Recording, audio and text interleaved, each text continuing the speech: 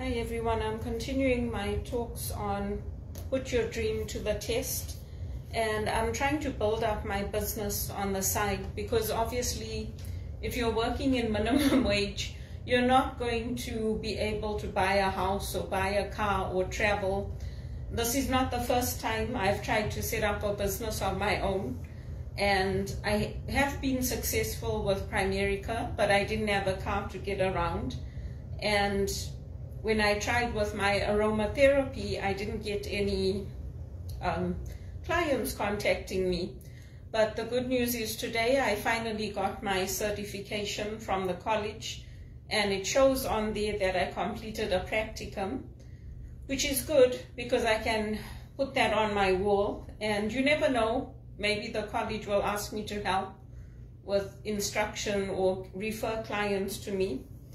But today I'm continuing on this on my John Maxwell, and like many people I'm working full-time and I'm trying to build this up on the side. I've contacted colleges, I've contacted people not just here in Canada but in South Africa, Wits University where I graduated from, and the colleges here, Ryerson, wherever we have partnerships with Wits, I've contacted them. And the reason I've contacted the partners we have here is because they would probably be more open to having a visible minority come in who's got her own business and try to help them, try to support them. And I'm African, so I grew up in Zimbabwe, I was born in Zimbabwe.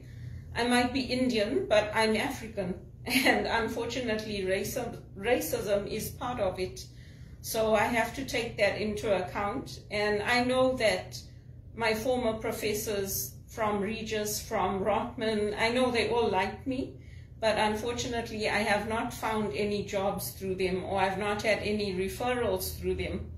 So it's one of those things, and the tenacity question is that you have to keep going. So when people quit their jobs, sometimes they say it's the manager, it's the environment, and those things are true, but it also comes down to us, and it comes down to what we want, what we're trying to build. And the tenacity question asks us if we are willing to keep going, if we're willing to keep trying. And the only guarantee for failure is not trying. I make lots of mistakes in my work, lots and lots of mistakes. Unlike on my contracts, thank God I haven't been fired.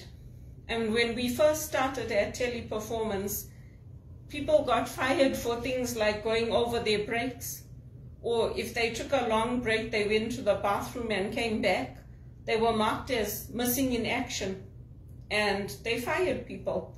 So it's a very hard environment to work in when you are treated like that, because I was not used to it coming from Britain and also from Zimbabwe.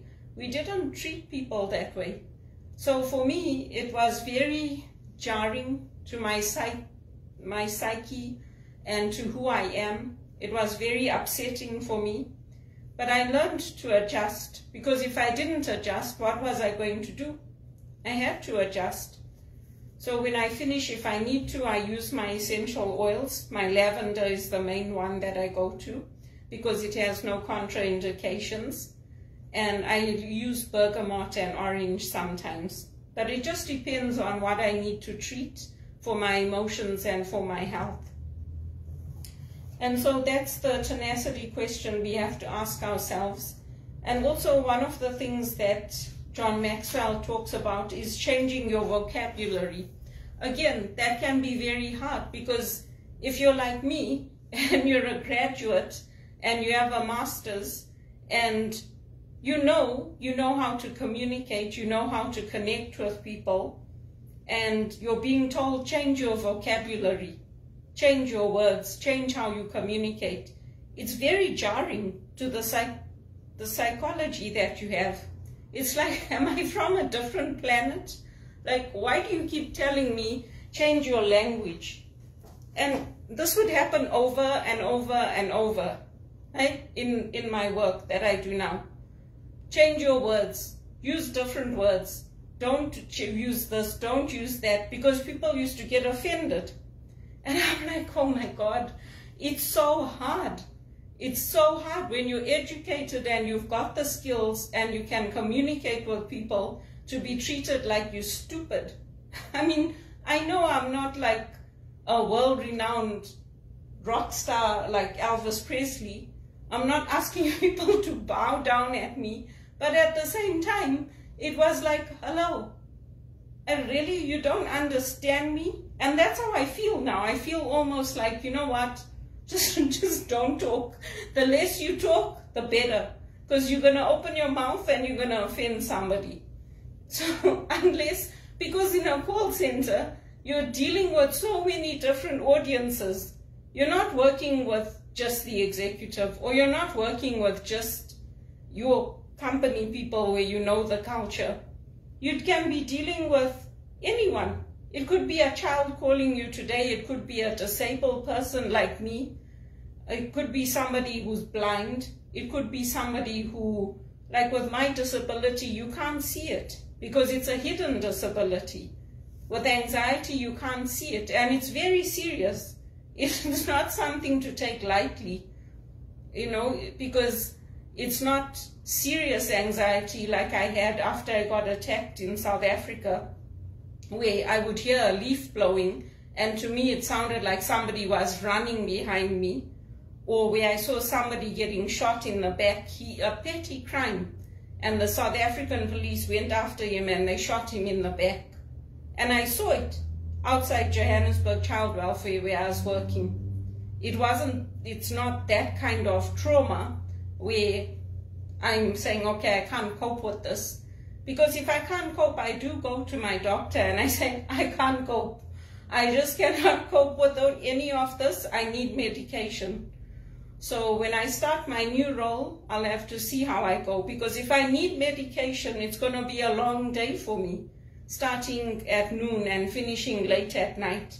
If I need the medication, I'm going to ask for it because I don't have a choice. So when you're an immigrant, many of us go through the same experiences. We can either complain about it and say, I was all alone, nobody was there for me, look at how I got treated, look at what's happening to me. Or we can just say, you know what, that's how it is, I came here. Just like when I went to England. It wasn't easy. I lived with people who took advantage of me. They ate all my food. They didn't pay their share of the rent. I got paid late sometimes, just like in Canada. But I got on with it, and I enjoyed whatever was good about England.